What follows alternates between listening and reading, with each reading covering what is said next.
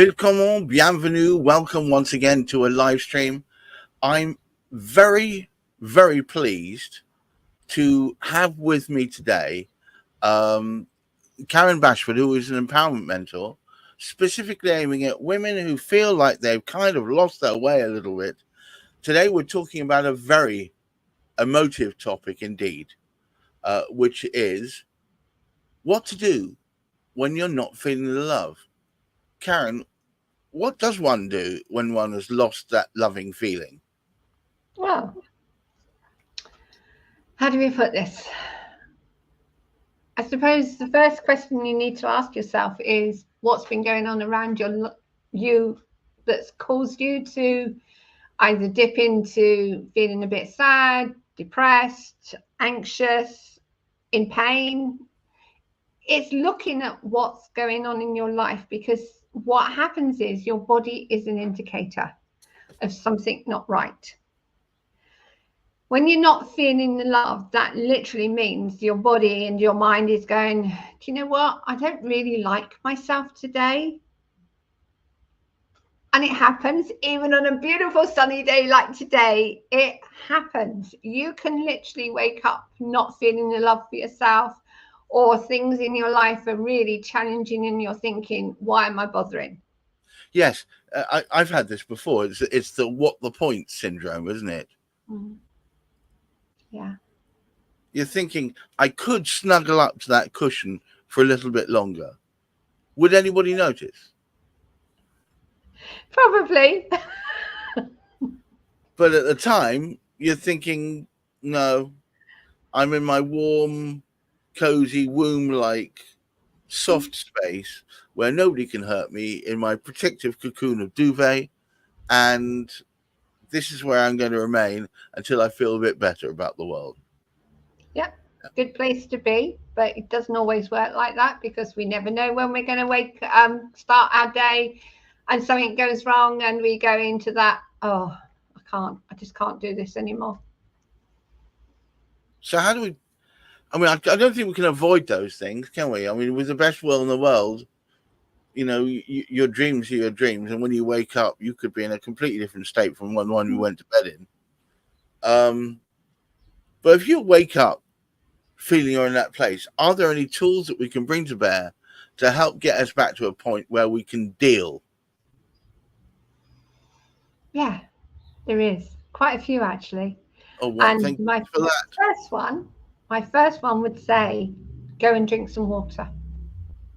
Right. Okay. If you're dehydrated, you're not going to feel the love, because your body needs water to be able to live and work effectively. And we are terrible for not drinking enough water. And it is water. It's not the fizzy drinks. Might get away with tea or a herbal tea or something like that, but we need water. I drink a lot of squash, I'm afraid. It's got low sugar. Okay. It's not water. Mostly water. Yeah, I know some people can't stand the taste of water, so I do fully understand. I can just about cope with it, but we live in a very hard water area, and it's just very hard. My one, oh, sorry, I've got a cat coming to say. Well, do you know what? That could play a part of this. I've seen you when you're feeling a bit strained at the seams, and this cat has done done you the world of good, right? Yeah, she's very, very good at doing me the world of good. Sorry, she will settle down in a minute. So yeah, but water, if you don't realize you're dehydrated, you're not going to feel motivated. You're not going to want to do the things that you would normally do. We desperately need to be hydrated. And well, she's a prime example. If she's not got water down, she will tell me off, because animals know when they need liquid, and they will go looking for it. We are the same, but we choose to not necessarily listen. Right. So it's All right. Okay. Water I've got down. Is there anything else I can be doing to really help myself? Yes. What food are you eating? We sometimes put food into our bodies that our body goes, you know what, I don't like this. I don't really want this, but we aren't aware that it doesn't like it. I'm grateful that my body now has reached the stage that if I put something in it, it doesn't like it. My stomach literally hurts me. But most of us do not take account of the fact that there's foods that we eat that we're not necessarily reacting to, but it can bring our energy levels down because our body's having to cope with basically what it considers as an invasion. Right. So be aware of what you're eating. Makes all the difference. Is that something we should aim towards or aim away? Preferably not processed foods. They're not good for you at all. They're not natural. They've been through so many sessions of heating and drying off and God knows what. That's not good for you. And it could be something you ate last night that's now going to play out for today, that's going to stop you feeling motivated because your body is trying to cope with what's happened.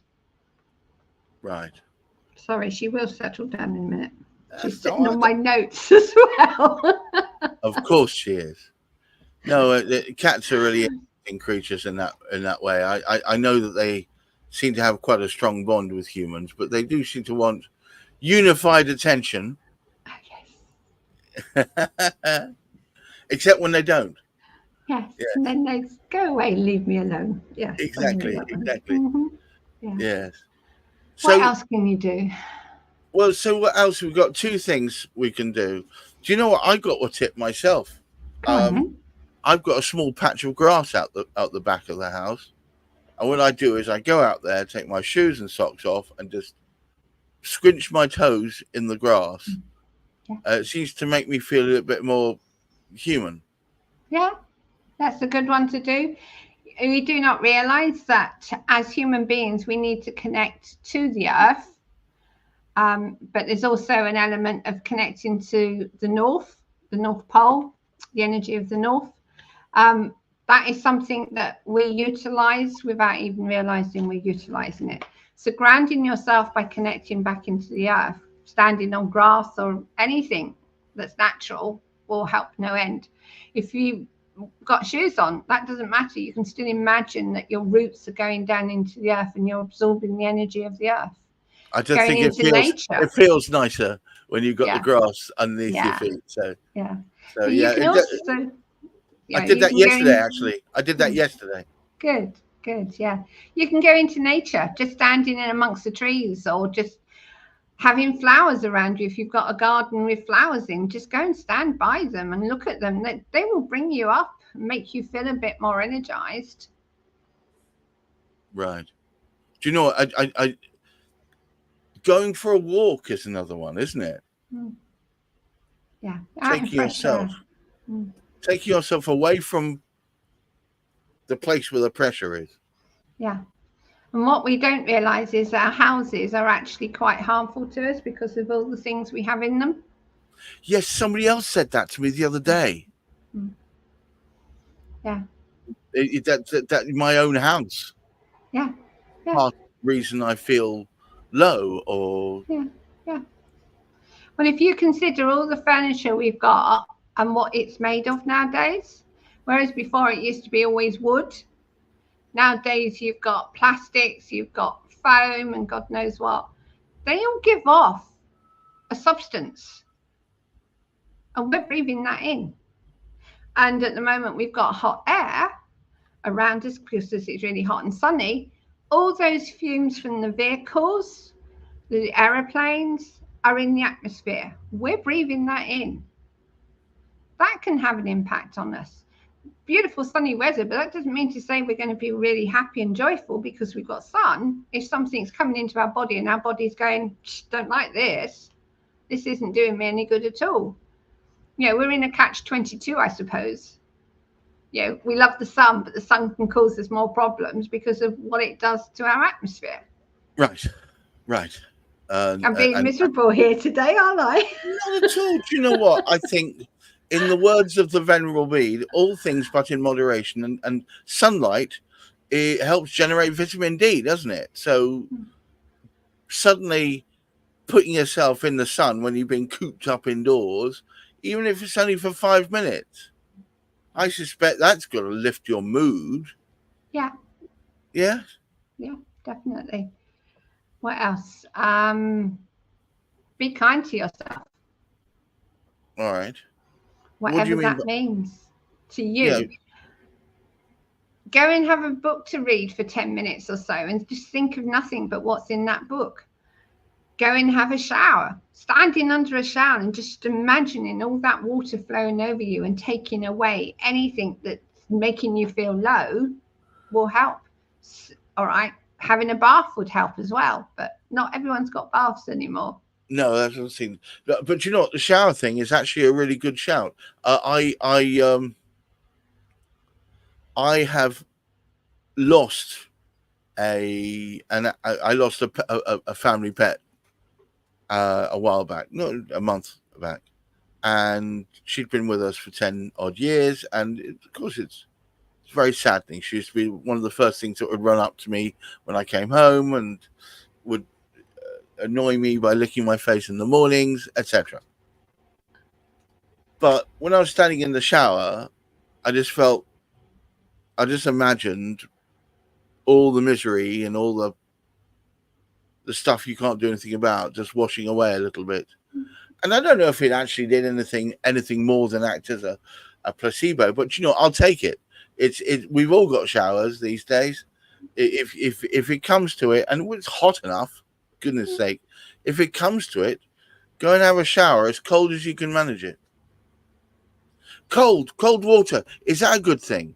I keep people, no, not with the cold water. What, do you mean a shower cold water or drinking cold water? Shower cold water. I understand it's very effective. I must admit, I don't like cold. I hate cold water, but so it's not going to work for me. No, but apparently it's very good. I tried it. I managed about 6 seconds maybe, and I was screaming all the time what was happening. My wife loves that stuff. Yeah. It's supposed to be very good. I understand that a lot of people do it and get a lot of benefit from it. But we're all individual. So that doesn't mean to say what's right for them is going to be right for you or not. So it's finding what is right for you. Like I will often just sit and just stare out the window. That's my way of bringing myself back into a place of being calm and centered, especially if I've woken up feeling, I really don't want to be doing today. You know, that is a great way because it's taking your mind off of what you're worrying about or thinking about and how you're feeling and taking yourself into a place where you can just quieten everything down. You're not going to stop the thoughts. You're never going to stop your thoughts totally, but at least quieten them so then you can start seeing yourself calming down. Excuse me, my girl's sticking her claws in me. No, it's those intrusive thoughts. It's the ones that it's the narrator, your personal commentary going on in the background. Most of the time mine is just telling me what's going on, what I've got to do next, but occasionally it starts saying, well, you're never going to achieve this, you're never going to do that, and I did find a shower really helps me get rid of that. But one thing I was going to ask you, Karen, because you did this for me a while back, and I think I've done this for you. If you have someone that whose counsel you enjoy, whose contact you enjoy, whose presence you enjoy, without the expectation they're going to fix your problem, just by being there, it seems to be a brilliant way to help yourself get past things, just by being there. What do you think of that? As human beings, we have to have touch. We have to have a tribe around us. Now, I live on my own, apart from my little girl who rules me. But generally, I live on my own. So just having, even if it's just a presence on the other end of a call or even a Zoom call, and having somebody just be there for you and holding that space can make a hell of a difference. Definitely. Okay, so look, we've pretty much come to the end of our time here today. But what I'd really like you to do, Karen, is summarize our position. So remember, the original proposition was what to do when you're not feeling the love. Be kind to yourself. Acknowledge that you can't control every thought that comes in. You can't control everything that happens in your life. The most important thing is to ensure you're hydrated, ensure that you're eating and sleeping in a way that your body needs, and basically just reach out to people if you need to, if that's what you're needing. Ground yourself, go into nature, just generally be kind to yourself. So today's 2 words are be kind. I suspect it's kind of like, do you remember when we were kids, we used to read stories, Miss Do As You Would Be Done By? Yeah. Yes, the water babies and all that. I think it's exactly that. Be kind to yourself as much as you're going to be kind to anyone else. Mm. And on that note, I just want to thank you so much, Karen. Every day with Karen's a learning day, and I often find myself reflecting after our talks about the topics and also her answers, really. And guys, I would ask you, empower yourself to be here weekly. You'll find it a place that we can hold for you, where you know that you'll be accepted and you know you can love yourself as much as you love anybody else. And watch out, because there's more to come. Until next week, I would say enjoy this wonderful weather. Wear sun factor 50 if you can find it.